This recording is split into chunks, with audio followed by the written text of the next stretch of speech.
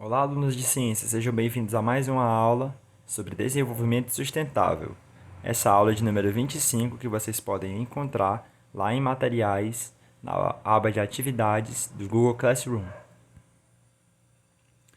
Hoje nós vamos falar sobre unidades de conservação. Bom, o que são unidades de conservação? Nós sabemos que existem vários e diversos animais em situação de extinção ou que já foram extintos. Animais que os pesquisadores nem mesmo conseguiram descobrir por conta do desmatamento e desordenado. Aqui do lado nós temos uma imagem, né, de ocupação desordenada, que é quando populações ou fazendas ou indústrias adentram nas matas e nas florestas para poder fazer construções civis, né? Habitats como casas, indústrias, e por aí vai, e fazendas e etc. Ao fazer isso, está devastando uma área que era ocupada anteriormente por animais, né, animais silvestres, e isso acaba fazendo com que eles percam locais de moradia, alimento e não se reproduzam mais, e até mesmo sejam caçados e cheguem a entrar em estado de extinção, como os animais que vocês podem ver aí do lado, né? Alguns famosos que estão em extinção, como o mico do leão dourado, a arara azul, jaguatirica e por aí vai. Bom, o que é uma unidade de conservação? Uma unidade de conservação é uma área de proteção ambiental.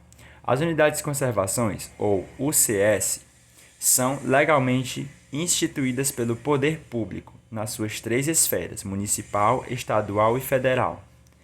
Elas são reguladas pela Lei número 9.985 de 2000, que institui o Sistema Nacional de Unidades de Conservação, a SNUC. Ou seja, gente, essas unidades de conservação são áreas ambientais onde é feita a conservação desses animais, certo? Então, gente, essas áreas de conservação são o quê? São áreas, habitats selecionados para a proteção desses animais, dessas plantas, desses habitats naturais, onde é proibido qualquer ação humana nesses locais, né? E elas são regradas pelo poder público, ou seja, ou o município, ou o estado, ou o governo federal vai manter essas unidades de conservação. Leis e unidades de conservação ambiental. Bom, é por causa das leis e dessas unidades de conservação, esses habitats de conservação natural, que é possível preservar a nossa flora e a nossa fauna, ou seja, nossos animais, nossos insetos, nossos rios, nossa água e nossas plantas, né? Nossas florestas e nossos ambientes. Bom, um exemplo de unidade de conservação é o Parque Estadual de Cataguases e o Parque Nacional de Itatiaia. O Parque Estadual de Cataguases, que é o que vocês podem ver ao lado esquerdo, né, aqui do slide, ele foi fundado em 1932 em Minas Gerais, né, com o intuito de preservar essa área ambiental, onde há vários répteis e animais e plantas também nativas. Já o Parque Nacional de Itatiaia, ela abrange uma área que pega Minas Gerais e Rio de Janeiro e foi fundada em 1937, com o mesmo intuito de proteger esse ambiente natural das ações do ser humano. Parque Nacional de Sete Cidades, Piauí. Este é o mais perto da gente aqui. Eu não sei se vocês já visitaram, mas é um parque que tem perto da nossa cidade, né? Ele se chama Parque Nacional de Sete Cidades porque nesse local existe mais ou menos 7 tipos de formações rochosas diferentes e é muito importante protegê-las para estudos futuros, né? Estudos científicos do local, para poder entender melhor sobre o nosso passado e preservar também os animais que lá existem e as plantas que lá existem. Agora vamos falar um pouco de recursos, recursos renováveis e recursos não renováveis, ok? O que são recursos naturais? Primeiramente, para entender recursos renováveis e não renováveis, vamos entender o que são recursos, né? Recursos naturais são tudo aquilo que existe na natureza e que pode ser utilizado pelo ser humano para suprir suas necessidades. A madeira da floresta, a água doce, a luz solar, as quedas d'água, os minerais, os combustíveis fósseis e os peixes de lagos, rios e oceanos. Esses são exemplos de recursos naturais, ou seja, tudo aquilo que é dado pela natureza para a gente. Aqui eu tenho um exemplozinho para vocês diferenciarem os recursos naturais em renováveis e não renováveis. Os exemplos de recursos renováveis são luz solar, vento, queda d'água, marés, ar não poluído, água não poluída, solo fértil e seres vivos.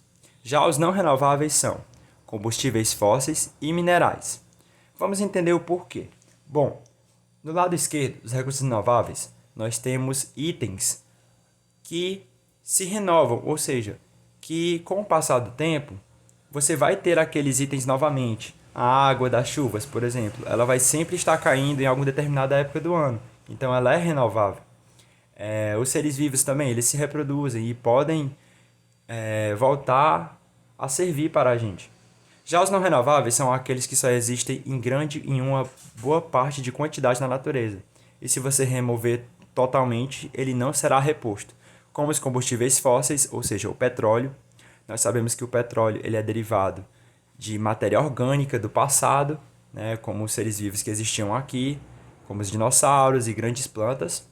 E eles estão alojados no interior do nosso planeta. E uma vez que ele for todo retirado, não haverá mais combustível fóssil para ser retirado da natureza. E os minerais, né, os minérios como ouro, prata, carvão e por aí vai, que também são recursos que, uma vez retirados de vez do ambiente, nunca mais serão repostos. Ou só serão repostos daqui a milhões de anos, que nós não vamos estar lá para poder contemplar esses recursos. Bom, mais uma diferençazinha aqui. Os recursos naturais, eles são renováveis, né? Os recursos naturais renováveis, eles só podem ser adequadamente renovados se forem explorados pela humanidade em uma velocidade suficientemente baixa para que permita a reposição natural. Esse é o caso do solo fértil, das conservações de água potável, do ar isento de poluição, da madeira e dos peixes. Ou seja, os recursos naturais, eles precisam de um tempo para poder se recuperar. Se você faz um desmatamento de uma floresta, você tem que fazer pensando que uma hora eu não vou ter mais florestas, então eu tenho que retirar só o necessário para que daqui a um ano ou alguns anos cresça uma nova floresta para que eu possa novamente retirar dessas árvores e esperar que elas nasçam novamente. Se esse é o problema que nós vamos ter que entender na aula de hoje. Os recursos naturais, renováveis, por mais que eles voltem para a natureza, se eles forem explorados de maneira exorbitante, de maneira exagerada, uma hora ele não vai conseguir mais se recuperar, ele não vai conseguir mais voltar para o ambiente. E a gente vai ficar sem. Isso vai fazer com que o mundo entre em colapso. Ou seja, isso também entra animais. Se a gente matar demais animais, ou capturar demais animais para poder vender ou se alimentar deles, uma hora eles não vão conseguir mais se reproduzir, uma hora eles vão entrar em extinção. Agora, já os recursos naturais não renováveis ou esgotáveis, né? Eles são aqueles que existem na natureza em quantidade finita, ou seja, uma hora eles vão acabar. E que a natureza demora milhões de anos para produzir, como eu falei anteriormente para vocês. É o caso do petróleo, do carvão mineral e dos minérios. Agora vamos entender os problemas causados pela exploração desses recursos naturais. Bom, ao fazer um desmatamento de uma área, nós percebemos que o calor daquela área vai aumentar, os animais que nessas áreas existem não vão ter mais moradia, e isso vai fazer com que haja aumento de temperatura e possivelmente queimadas. Às vezes as queimadas que acontecem nessas florestas são de maneira natural, porque o ser humano tira tantas árvores do ambiente que aquele ambiente fica fácil de esquentar e às vezes pega fogo naturalmente, e isso faz com que dizime o resto da floresta. E os animais que perdem seus habitats para morar, com o desmatamento, né, perdem moradia, a casinha deles e o lugar onde eles vão reproduzir, eles vão buscar moradia em outros locais e vão acabar sendo mortos, atropelados em estradas ou capturados por seres humanos e criados em casa. Isso vai fazer com que esses animais entrem em extinção. Outro caso também é a exploração de recursos naturais, como o petróleo,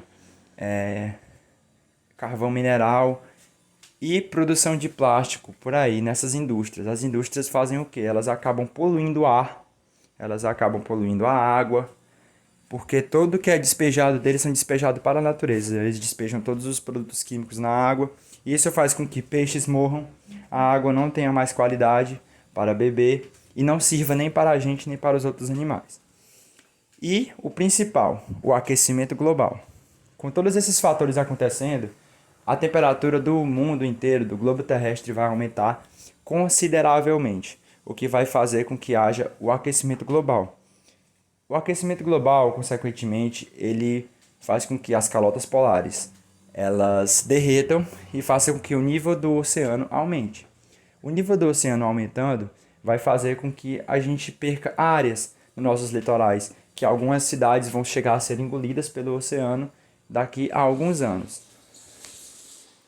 Além de acabar com a nossa água potável do nosso ambiente, porque se o mar continuar crescendo, ele vai pegar regiões de rios e lagos e vai acabar com toda a nossa água potável, toda a nossa água doce.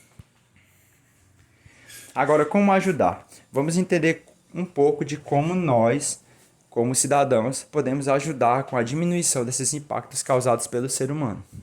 Né? Lembrando que não é nossa toda a culpa do que está acontecendo. A maioria da parte de quem pode fazer a diferença são as grandes indústrias, os governadores, colocando leis para diminuir esses impactos causados. Mas o que nós, a população, podemos fazer? Bom, nós podemos ajudar com os 5 R's da sustentabilidade. O que são os 5 R's da sustentabilidade? Na aula passada eu falei sobre 4 R's da sustentabilidade.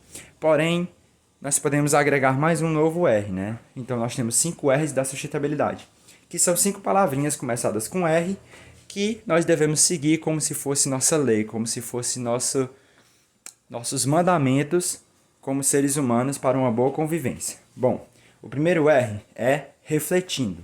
Refletindo sobre o quê? Sobre a real necessidade de consumo. Ou seja, é realmente necessário eu comprar tal coisa que depois pode ser jogada no ambiente e virar lixo? É obrigado eu comprar essa garrafa só porque eu achei ela bonita, sendo que eu vou descartar ela? São coisas a se pensar, né? O segundo R é recusando. Ou seja, recusando comprar coisas desnecessárias ou cuja produção e uso agridam um ambiente. Ou seja, vou dar um exemplo. Se você for no supermercado comprar Nescau e você tem 2 produtinhos, o saco de achocolatado em pó e o vidrinho, né, de alumínio de achocolatado em pó. Você vai fazer o quê? Você vai comprar o de saco ou você vai comprar o de alumínio? Uma vez que você já tem em casa o de alumínio, você só precisa comprar o de saco, porque você chegar em casa, você vai abrir e vai colocá-lo dentro do de alumínio e vai aumentar o conteúdo que você tem dentro sem precisar comprar um novo pote, que vai ser descartado e jogado no lixo e aumentar a quantidade de lixo. Bom, o terceiro R, reduzindo. Reduzindo o quê? O uso de recursos, especialmente os não renováveis, e quando for realmente necessário consumi-los. Priorizar o uso de recursos renováveis. Ou seja, você parar de usar aqueles recursos que são explorados pelos seres humanos, como o ouro, prata, carvão e gasolina e derivados de gasolina, né? Como os plásticos. Os plásticos, nós sabemos que os plásticos são derivados do petróleo, como sacolas plásticas, potes e recipientes. Esses itens eles podem ser reduzidos, você pode diminuir a frequência com que você compra eles. Se você comprou uma sacola, você pode colocar o máximo de coisas que você pode colocar dentro dessa sacola e levar os itens para sua casa sem precisar comprar milhares de sacolas e aumentar o consumo. A ideia é reduzir o consumo. O quarto R é reutilizando objetos ao máximo. Ou seja, vamos voltar para o exemplozinho lá do achocolatado em pó.